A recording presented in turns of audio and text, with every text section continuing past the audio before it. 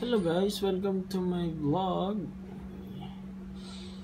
So, tuturo ko nga pala sa inyo kung paano mag-translate ng paano natin makapalitan yung language itong modem na to sa English. Kasi kung makikita nyo po, naka-Chinese language po siya. Then wala po siyang option para mag-change language dito sa settings. Kasi wala rin po akong mahanap na firmware na English version. So ginawang ko na lang siya ng paraan kung paano ko siya i-translate. Okay, so unang gagawin natin ay pupunta muna tayo sa Chrome Web Store. Then dito sa Chrome Web Store, and click nyo yan. So search nyo po dyan Google Translate. Google Translate.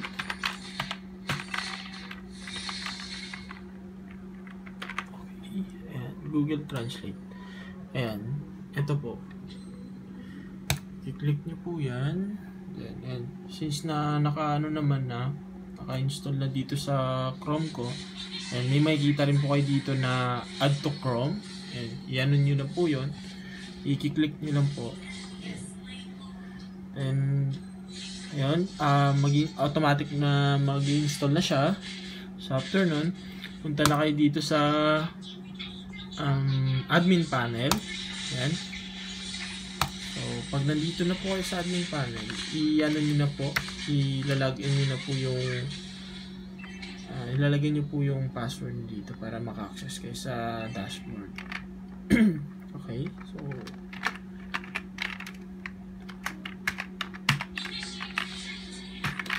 ayan.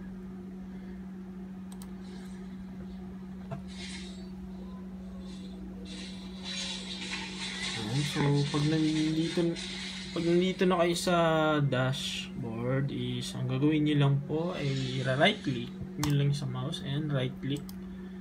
Ayan, may makikita kayo dito. Ayan, translate to English. Ayun, di ba? Ayan, naka-ano na siya, automatic yan. Ayan, ayan siya, naka-English version na siya. Ayan, kung makikita nyo po. Ayan, ayan, settings, ayan, mag-automatic na rin po yan. Halimbawa ito.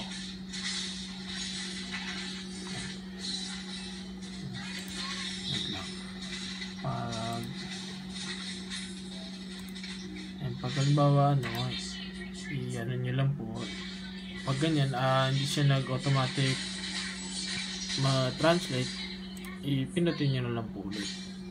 Pag hindi pa rin po siya i-refresh nyo na lang po yung page. Ayan. Okay, tapos ulitin nyo lang. Ayun, English na po siya. So ayun lang po, sana makatulong po sa inyo.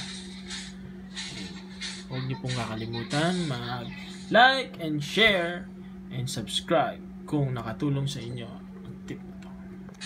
Bye!